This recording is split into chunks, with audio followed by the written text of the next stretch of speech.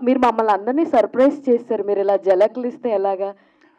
మీకు ఎలా అనిపించింది ఈ కథ మీరు ఫస్ట్ టైం వినగానే? యాక్చువల్లీ కోబలియే నాకు జలక్కిచ్చింది. సో నేను అందుకని మీరు మా అందరికి ఇద్దామని ఫిక్స్ అయిపోయారు. నేను ఇచ్చింది కదా, అది కోబలి ఇచ్చిన జలకే అందరికి. అసలు ఇప్పుడు దాకా అంత సెటిల్ క్యారెక్టర్స్లో చేసిన మిమ్మల్ని ఒక్కసారిగా ఇలా చూస్తే అసలు అసలు మాటలు లేవు. అంత బాగుంది మీ యాక్టింగ్ అందులో. మీరు అన్ని మంచి మాటలు చెప్తుంటే నాకు మాటలు లేవు సీరియస్గా. సో మీకు అసలు స్టోరీ చెప్పంగానే what was your first thought? Bro మీరు నా దగ్గరికి వచ్చారు ఈ కథకి అని ఏమన్నా అనిపించిందా, లేదా this is what the story I want to do అని అనిపించిందా? నిజంగా అయితే నాకు this is what I wanted to do అనిపించింది. కాకపోతే ఇది అవుతుందా లేదా అనే నమ్మకం లేకుండే. కాకపోతే ఇలాంటిది నాకు పర్టికులర్గా ఎప్పుడు అనిపించేది ఏంటి అంటే, అన్నదమ్ములు ముగ్గురు ఉంటే యూజువల్గా మనం ఇటు వెంకటేష్ గారిని కానీ, రాజశేఖర్ గారిని కానీ, చిరంజీవి గారిని కానీ, ఆ క్యారెక్టర్ మొత్తం కుటుంబాన్ని భుజాలను మోసే క్యారెక్టర్ ఉంటుంది కదా, అలాంటి క్యారెక్టర్ చేయాలి అనే ఒక కోరిక ఉంటూ ఉండేది. అది నిజంగా ఈ కోబలి సిరీస్ ద్వారా అయ్యింది. ఇక నుంచి మీకు మంచి మంచి నెగిటివ్ షేడ్స్, గ్రే క్యారెక్టర్స్ రావాలని కూడా మనస్ఫూర్తిగా కోరుకుంటున్నా. All the best for you. Thank you so much. And next Rocky గారు, like own mother tongue Telugu అయితే కాదు కదా? కాదు, అంటే మా డాడ్ ఈజ్ ఫ్రమ్ హర్యానా, మా మమ్మీ వరంగల్ నుండి. ఓకే. సో డబ్బింగ్ అదే అంత బాగా కుదిరింది కాబట్టి అడుగుతున్నాను మీది లైక్ మదర్ టంగ్ తెలుగు అని. How is your response story first వినంగానే మీ క్యారెక్టరైజేషన్కి? What was? అంటే నాకు ఫస్ట్ స్టోరీ చెప్పినప్పుడు నేను ఆ క్యారెక్టర్కి చాలా అటాచ్ అయిపోయాను అనమాట. చాలా బాగుంది, చాలా చేయొచ్చు అని I was like happy. So all the very best. Thank you. Venkat గారు ఇందాక మాటల్లో మాట్లాడుతూ ఆన్ స్టేజ్ ఎక్కక ముందు నేను కూడా వన్ ఆఫ్ ద ప్రొడ్యూసర్ అని అన్నారు. మీరు నిజంగానే వన్ ఆఫ్ ద ప్రొడ్యూసర్ అండి? ఎందుకంటే నా క్యారెక్టర్ ఇప్పుడు దాకా రివీల్ అవ్వలేదు. అంటే అది ఎండ్లో వస్తుంది కదా, అందరికీ నేను దీన్ని ఎందుకు ప్రమోట్ చేస్తున్నాను అనేది ఒక క్వశ్చన్ ఉంటుంది కదా. సో ఇంకా జో అండ్ రాకీ నాకు ఫ్యామిలీ అయిపోయారు. సో నేను ప్రొడ్యూసర్ అని చెప్పేసి. రవి గారు హాయ్ అండి, this is Sharath from Telugu అండి. అండ్ 2000లో మీరు హీరోగా ఎంట్రీ అయ్యి అండ్ ఇప్పుడు ఈ 25 years of journey, 24 I think, ఇలా చేసుకుంటూ వస్తూ ఇప్పుడు మళ్ళీ మీ మెయిన్ పోస్టర్గా ఇలా పడి ఈ స్టోరీ ఇదంతా ఎలా అనిపిస్తుంది, అప్రిసియేషన్ ఇదంతా? ఒకటే ఇందాక నేను చెప్పినట్టు, మనం నమ్మకం కోల్పోకుండా ప్రయాణం అనేది కొనసాగిస్తుంటే ఎప్పుడో ఒక చోట నీకు సాటిస్ఫాక్షన్ ఇచ్చే గమ్యం దొరుకుతుంది. సో అంటే జర్నీ అనేది, సక్సెస్ అనేది జర్నీ అని మనం వింటూ ఉంటాం కదా, అలాగా ఇలాంటి జర్నీలో నాకు ఇది ఒక సక్సెస్ అని నేను ఫీల్ అవుతున్నాను. అండ్ చాలామంది ఈ మధ్య ఆర్టిస్టులు ఇంటర్వ్యూస్లో వాళ్ళు అంటే ఒక పాన్ ఇండియా సినిమాకి వెళ్దామా డేట్స్ ప్రాబ్లం అయిపోతుంది, చిన్న సినిమా చేద్దామా ఎప్పుడు రిలీజ్ అవుతుందో తెలియట్లేదు, ఇలా ఒక థింకింగ్ ఎక్కువ స్టార్ట్ అయింది కదా. సో మీ ఐడియా అంటే ఇప్పుడు ఇది చేసేటప్పుడు కానీ in the process of doing films మీకు ఎలాంటి రోల్స్ మీరు ప్రిఫర్ చేద్దాం అనుకుంటున్నారు? ప్రాసెస్ ఆఫ్ జర్నీలో అంటే నిజంగా ప్రస్తుతం ఉన్న పరిస్థితుల్లో ఏది దొరికినా చేస్తే చాలు అనే ఒక సిచ్యువేషన్లో ఉన్నప్పుడు అందులో సెలెక్ట్ చేసుకొని కొంతన్నా సరే కథని ఒక వేరే రేంజ్లోకి లేకపోతే వేరే టర్న్కి తీసుకొనేటట్టు క్యారెక్టర్ ఉంటే చాలు అనేటట్టు ఆలోచించే ఈ ప్రయాణం సాగించాను అనమాట. బట్ కోబలి నాకు కావాల్సిన ఎలివేషన్ కానీ లేకపోతే ఆ స్క్రీన్ స్పేస్ కానీ ఇచ్చింది. సో అది. వెంకట్ గారు, అంటే ఇది సడన్గా మీరు లాస్ట్లో ఈ ప్రాజెక్ట్లోకి ఎంటర్ అయ్యారు అని అన్నారు కదా, మీకు అంటే అంత ఎగ్జైటింగ్గా ఏమనిపించింది? అండ్ మిమ్మల్ని అడగగానే అంటే మీరు అంటే జనరల్లీ ఏంటంటే ఫుల్ లెంత్ మీరే ఉన్నా, మెయిన్ మీరే ఉన్నా చేసే, ఆల్రెడీ మీరు ఒక షూట్ చేస్తున్నారు ఇప్పుడు ఒక సినిమా కూడా, మీరు సడన్గా ఈ ప్రాజెక్ట్లోకి రావడానికి మీకు ఇంట్రెస్టింగ్ అనిపించిన పాయింట్ ఏదైనా? ఈ ముగ్గురు, ఈ director Revanth, producer Jo and Ramana, వీళ్ళిద్దరూ నా దగ్గరికి వచ్చారు.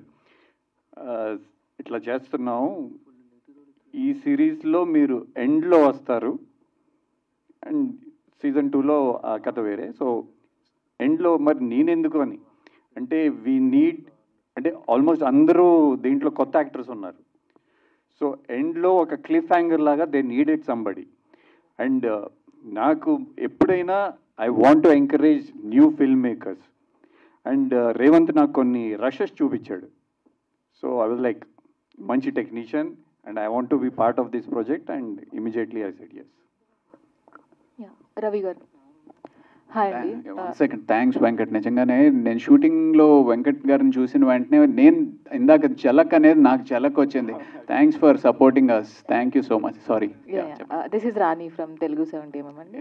సో మిమ్మల్ని మేము ఎప్పటి నుంచో చూస్తున్నాం. చిన్నప్పటి నుంచి చూస్తాను, స్కూల్లో మీరు స్కూల్లో చదువుకుంటున్నప్పటి నుంచి. రియల్లీ నిజంగా మీరు జై చిరంజీవిలో చేసినప్పుడు నేను చాలా చిన్నపిల్లని, జోక్స్ ఏ part.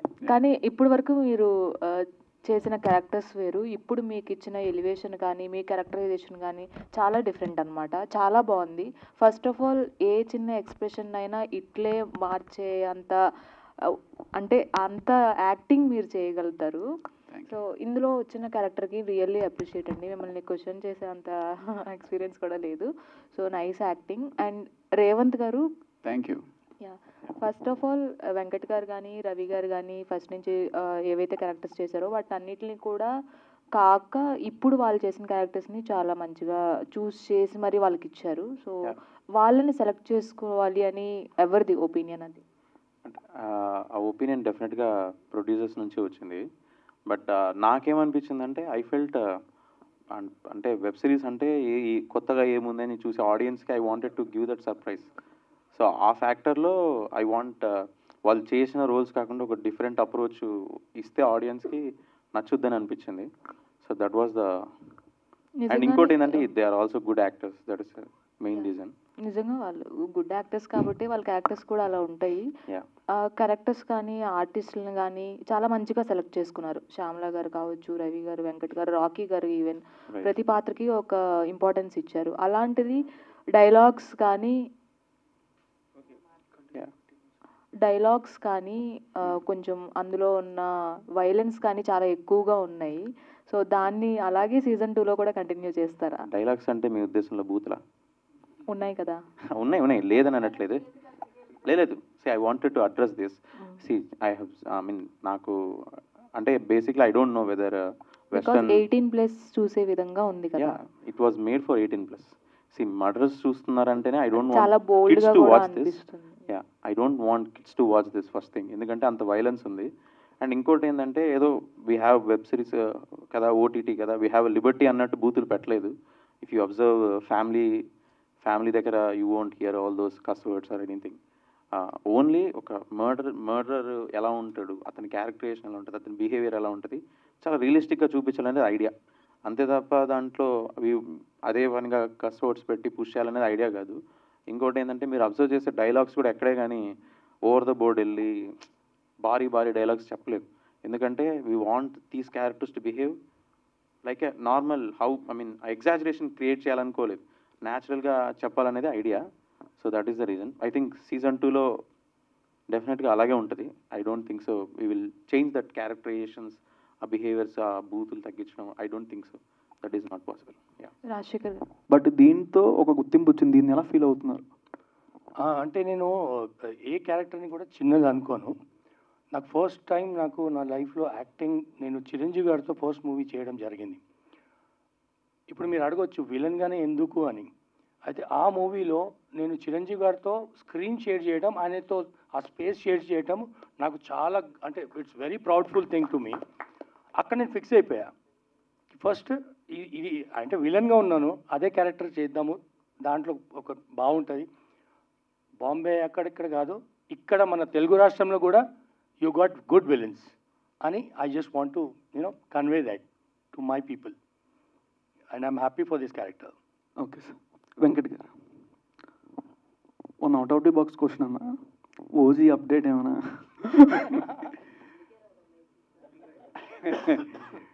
OG update DVV movies దానే గారు ఇవ్వాలి.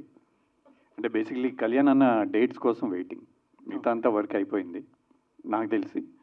సో కళ్యాణ్ అన్న డేట్స్ కోసం waiting, eagerly waiting.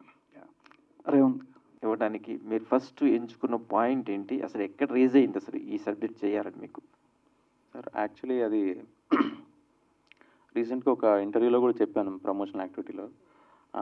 I'm big fan of director Bala గారు. ఆయనది ఒక ఫిలిం ఉంటుంది, వాడు వీడైన ఫిలిం, తమిళ్ అవన్ ఈవెన్. ఆ film when I was in my engineering I watched it. ఆ సినిమా చూసినప్పుడు నాకు చాలా ఇంపాక్ట్ ఉండే. అంటే ఆల్మోస్ట్ ఒక 1 hour రెయిన్లో బైక్ తోలుతూ ఐ వాజ్ జస్ట్ ఆ క్లైమాక్స్ని గుర్తు చేసుకుని అలా ఉండిపోయాను అనమాట.